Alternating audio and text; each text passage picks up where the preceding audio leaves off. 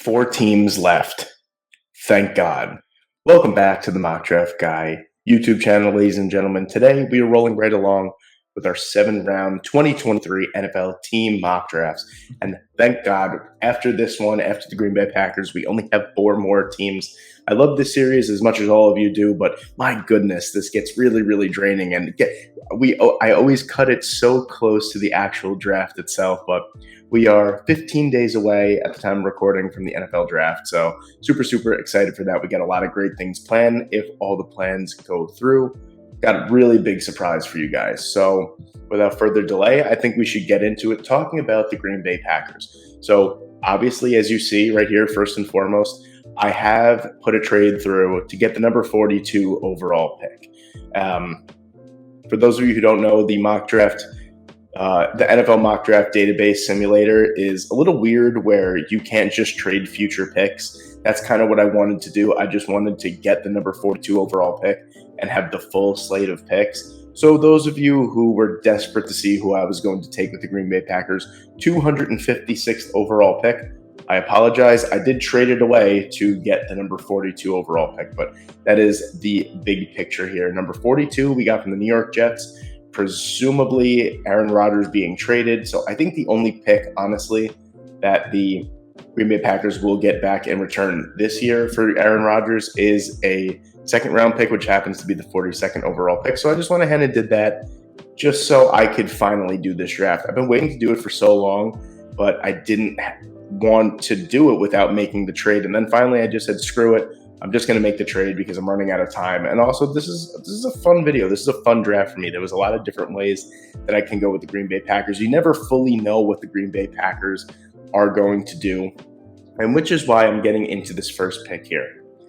There's a lot of ways we can go here. There's some great tackles left on the board, great offensive linemen, great wide receivers. Obviously, you see right here, these two, Jordan Addison and Quentin Johnston.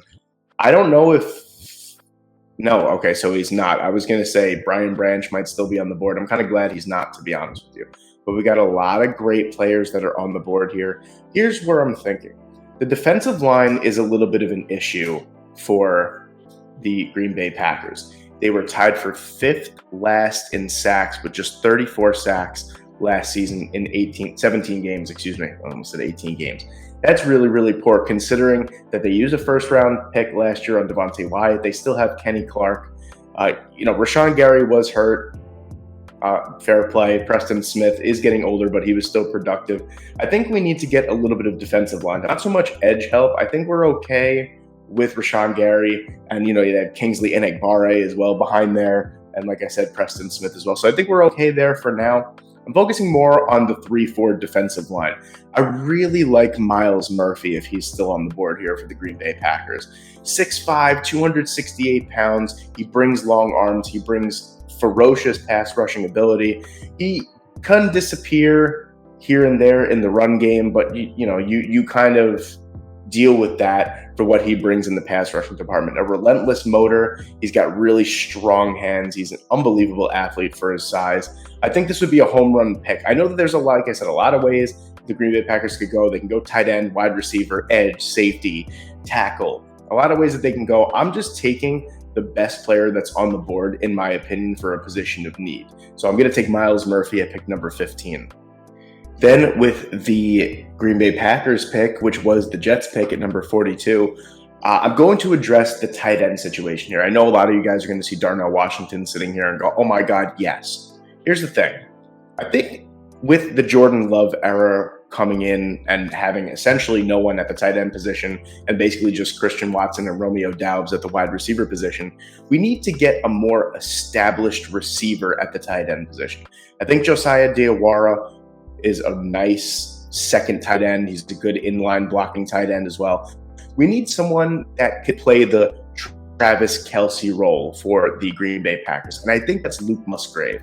This guy as a receiver is absolutely tremendous. Offers a 4.61 40-yard dash, 6'6", 253 pounds, a massive catch radius, an extremely good athlete for his size. He ranked 3rd amongst all tight ends at the combine in overall athletic score, and I believe it was an 86. He's a tremendous athlete. He's a tremendous receiver. You're not going to get really much out of him in blocking terms, but that's something that could be worked on. I mean, look, Travis Kelce's actually a decent blocker. He's not asked to block a lot, but he's actually a pretty decent blocker when he's asked to. So if you can get something like that, a chip block out of him now and then, we're really looking at more of the big play ability. And I think, honestly, maybe besides for Dalton Kincaid, Luke Musgrave brings the biggest big playmaking ability from the tight end position. So I'm going to take him at 42 and get a really nice safety blanket for Jordan Love. Then 3 picks later, I could do math, I promise. At pick number 45 with the Green Bay Packers, original second round pick, I'm going to address the secondary here. And I think a lot of fans have this idea. I saw one draft having the Green Bay Packers trade up for Christian Gonzalez, and the reason being was having Gonzalez, Eric Stokes, and Jair Alexander, and then having Rasul Douglas try his luck at safety. Why are we trading up to get a cornerback or drafting a cornerback in the first round when you could just draft a perfectly fine safety, maybe with the 15th overall pick with Brian Branch? Maybe you find someone like Jordan Battle in round 3, or maybe even later, Brandon Joseph in round 5. Here's what I'm going to do. I'm going for Antonio Johnson. Now, Antonio Johnson was someone for a long period of time throughout the draft process was being considered a late first round pick. A lot of people had him mocked to the Bengals. A lot of people had him mocked to the Bills. Then the combine happened and he kind of fell off a little bit. His athleticism came into question a little bit. But then again, a part of me always thinks, yeah, that kind of turned me off a little bit too. I'm not going to lie. I have it right here. He ranked 16th out of all safeties in overall athleticism, 59. Not great, really not great. But his total score was second because of his production. He had an 80 overall production score and a 79 total score, which was second amongst all safeties. So the athleticism kind of gave me a little bit of a drawback. But the thing is, he's productive, and on the tape, it shows that he plays well above what his athleticism scores say he could play at. I think he'd be a great addition, 6'2", 200 pounds, a really nice addition at that strong safety position. I think it would really, really help the secondary because I feel like they were really, really missing I don't want to say a big-time safety because they had good safety. Darnell Savage and Adrian Amos. Adrian Amos was kind of on the decline towards the end of that contract, but I feel like if they can get someone like Antonio Johnson and just keep Rasul Douglas at that cornerback position and maybe shore up that position later on in the draft, get like a 4th or 5th corner, I think that would be really, really beneficial. And you can't really argue the value at pick number 45 here with Antonio Johnson. So he fills a massive position of need and he's still on the board. So I'm going to go get Antonio Johnson. Then at number 78, I'm going to address the wide receiver position. Marvin Mims sitting here on the board, I have to go get him. He is one of the most underrated receiving prospects. I know it's not a great receiving class. He is still one of the most slept on. 5'10", 185 pounds doesn't jump off the page. The 4.38 speed certainly jumps off the page. And the fact that he has ample experience in the slot and out wide, and he can play out wide. He has shown that he could play out wide pretty effectively, makes him much more appealing.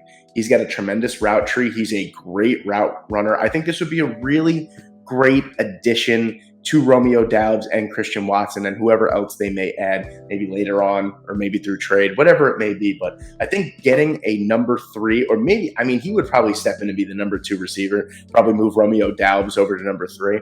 Marvin Mims, I think, would be an excellent addition. Right then and there, with 2 of your first 4 picks, you get a great versatile receiver and then a tremendous receiving tight end. So things are certainly looking up in Green Bay with this pick. Then at pick number 116, I'm going to go with some interior offensive line help here. The offensive line is good. I really like Zach Tom as someone that's probably going to step in and be the starting right tackle. Yosh Neiman, I don't know exactly where he fits. I think he's the better swing tackle. I think Zach Tom really, really showed us something last year as a late round rookie. Stepped right in and played really, really well. You figure Elton Jenkins is going to move back to the guard position. You have a healthy David Bakhtiari as of right now. You have Josh Myers as well playing center. They need some interior offensive line depth. There's really not much behind. I believe, I could be totally wrong here. I think behind John Runyon is like Royce Newman, and that's really it. Like, there's really not much in the guard department, and really behind Josh Myers either. I like Chandler Zavala. This is a guy who has been rising up the ranks the past few weeks, actually.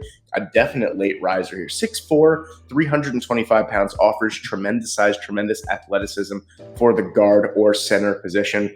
Definitely best suited as a guard at the NFL level. Someone that I think that if someone goes down with an injury, he could step right in and play at a high level. I'm going to take Chandler Zavala at pick number 116.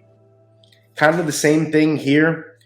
At pick number 149, I'm going to stick with some offensive line help just purely because he's still on the board. Wanya Morris is still on the board, someone who is probably, I would think he's tackle number 6. I would have, if I had a big board, I'd say he's probably my 6th or 7th best tackle, and I'm pretty shocked that he's still here in round 5. And as we know, through the past couple seasons, like Rasheed Walker, Zach Tom last season as well. You know, the Green Bay Packers are not shy about implementing late round picks as their starting offensive lineman. They're good at finding late round picks. I think if Wanya Morris is here, I think you got to take him. Maybe your tackle position is pretty much set with, you know, everyone that they have. Like I said, Rasheed Walker, David Bakhtiari, Zach Tom, Yosh Neiman, all those guys. But you got to figure David Bakhtiari is pretty much made out of glass bones and paper skin at this point in his career. You figure maybe Elton Jenkins slides over or Zach Tom slides over if he gets injured. I'm really just preparing for the future with this pick. But I feel like if he's on the board, you got to take Wanya Morris here. At pick number 170 here, I'm going to go with a backup quarterback here. Someone that I've been a fan of throughout this entire draft process is Clayton Tune. And a lot of you have asked on Instagram and Twitter, every time I post a poll or an opportunity to ask me questions about the NFL draft, a lot of people ask, where's Clayton Tune going? And I got to be honest with you, I think that this is a really good spot for him to fall in. I mean, am I going to say that Clayton Tune is going to be groomed to be the next great starting quarterback of the Green Bay Packers? Absolutely not. That's not what I'm saying. But if there's ever a franchise that loves to let their quarterback sit and learn and just kind of soak up all the information, it is the Green Bay Packers. So I'm going to take Clayton Tune here. I think this would be I'm comfortable having him as my backup quarterback as a rookie. I don't know if that makes sense, but I think Clayton Tune has it. He's got it. I think if he gets into an NFL game, we could see like a Gardner Minshew situation with Clayton Tune. So I'm going to take him at 170. Then at pick number 232, not 132. That would be great. I'm going to go with Jaden Hazelwood here out of Arkansas. Something that really stands out to me is his size, 6'3", 213 pounds. I feel like if you could find that type of size, the catch radius, the route running ability, the only flaw in him, the knock on him, I had him as high as the 4th round very early on, was his 40-yard dash. I don't remember what it was off the top of my head, but I believe it was somewhere in the 4.7s. So not ideal for an outside wide receiver. But he offers some great size. He offers a big catch radius. And if he's there at this point in the draft at round 7, I feel like you could definitely take a flyer on him, especially with the depth that the Green Bay Packers have at the wide receiver position. You could definitely take a flyer on someone like that in round 7. At number 235, I'm going with a little bit more cornerback depth here. I'm going with Darrell Luter Jr. here. This is someone that I think that could be a really nice slot guy at the NFL level. I did read somewhere, and I did watch a little bit of his tape, that he did play snaps at the slot cornerback position. I don't know. I couldn't really find any information on how many snaps it was, but I did like what I saw, and I really like what I saw from him at the Senior Bowl as well. He was one of the standouts for the cornerback drills as well. So he's definitely got the man-to-man coverage ability. I mean, that is like the worst drill ever to give a cornerback. One-on-one, no pass rush, and you have to track this wide receiver all over the field. I mean, it's an immensely hard drill. I don't envy those guys at all. And I think it's funny when people clown them on Twitter or something, saying, oh, he got burned. Like, yeah, it's kind of hard not to get burnt in those type of drills. But Darrell Luter held his own, and I think if he's here in round 7, you take him for a really nice developmental slot cornerback piece. Then with the last pick, in my draft, the last pick that the Green Bay Packers have at 242. I'm going to go with some defensive line depth here. Robert Cooper out of Florida State, 6'2", 335 pounds, has the perfect build to be a backup nose tackle, and that's exactly what I'm taking him for here. And just like that, ladies and gentlemen, there you have it. There's my full 7-round 2023 Green Bay Packers mock draft. Let me know what you guys think in the comment section below. Please leave a like. Please leave a comment. Please subscribe to the channel if you haven't. We got a ton of fun stuff coming out over the next couple of weeks. Thank you guys so much for watching today. I hope you enjoyed, and I hope I see you in the next one.